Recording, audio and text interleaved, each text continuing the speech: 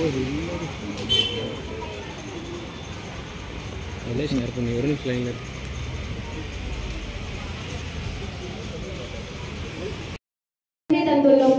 குழந்தைகள் தினம் ஒவ்வொரு ஆண்டும் ஜனவரி 24 அன்று கொண்டாடப்படுகிறது.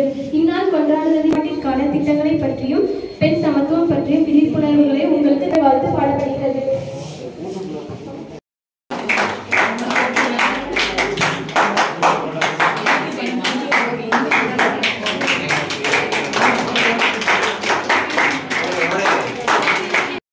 துணை முதல்வர் டாக்டர் மகாலட்சுமி மேம் அவர்களை பெருமையுடன் வரவேற்கிறேன்.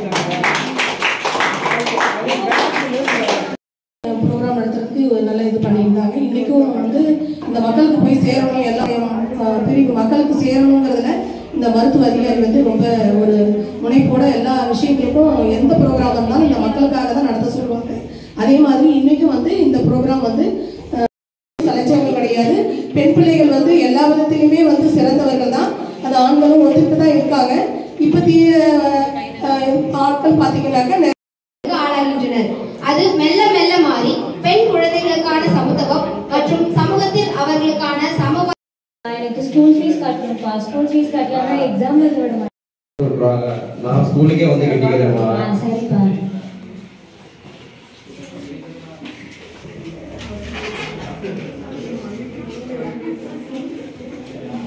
அடியாத்தி என்ற பேத்திய பாருங்க எம்பிட்டு வேலை எடுத்து போட்டு பண்ணுது.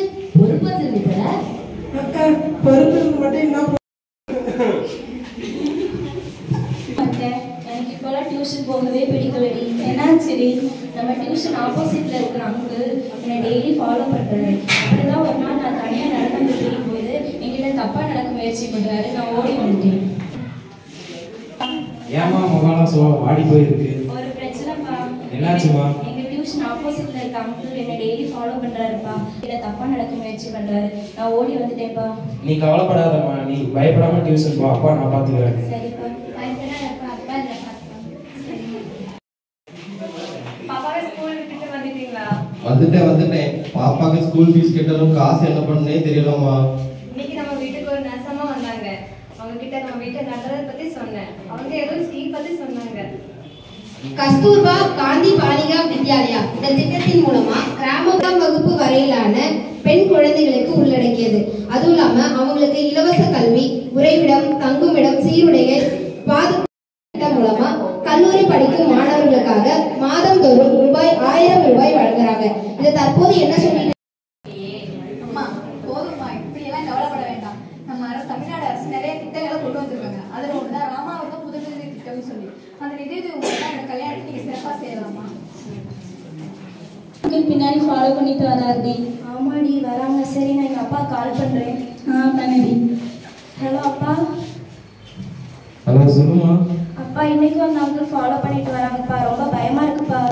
நீ கவலைப்படாதம்மா, அப்பா ஒரு நம்பர் சொல்றேன். அந்த நம்பர் அந்த ஆண்ட்ராய்டு மொபைல்ல காவலன் SOS அப்படின்னு சொல்லிட்டு ஒரு ஆப் இருக்கு.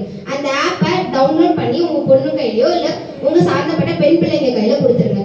அவங்க ஏதாவது ஒரு அச்சுறுத்தலுக்கு ஏற்படும் பொழுது அந்த ஆப்பை அவங்க ஜஸ்ட் ஓபன் பண்ணாலே போதும். ஓபன் பண்ண உடனே அந்த கான்டாக்ட், நம்பிக்கை உள்ள ஒரு கான்டாக்ட், அப்பா அம்மா இல்ல வேற யாரோட அந்த கான்டாக்ட்ல இருக்கவங்க எல்லாருக்குமே ஒரு மெசேஜ் போயிடும். உங்க பொண்ணும் இந்த மாதிரி ஒரு ட்ரபிள்ல இருக்காங்க, ஒரு பிரச்சனைக்கு உள்ளா இருக்காங்கன்னு சொல்லிட்டு அந்த இடத்துக்கு நீங்களும் போய் சேர்ந்துடலாம். காவல்துறையில இருந்து வந்து உங்க பொண்ணை சீக்கிரமா மீட்டெடுக்கிறதுக்கு தமிழக அரசால ஒரு திட்டம் தான் இந்த காவலன் SOS அப்படின்னு சொல்லி ஒரு ஆப் இருக்கு. அதுக்கப்புறம் பாத்தீங்க அப்படின்னா உஜ்வாலா திட்டம் 2015ஆம் ஆண்டு தொடங்கப்பட்ட திட்டம். இந்த திட்டத்தின் மூலமா பெண்களுக்கு மறுவாழ்வு, ஆலோசனை, சட்ட உதவி, தொழிற்பயிற்சி எல்லாத்துக்குமே உதவுறதுக்கு தான் உஜ்வாலா திட்டம் வந்து கொண்டு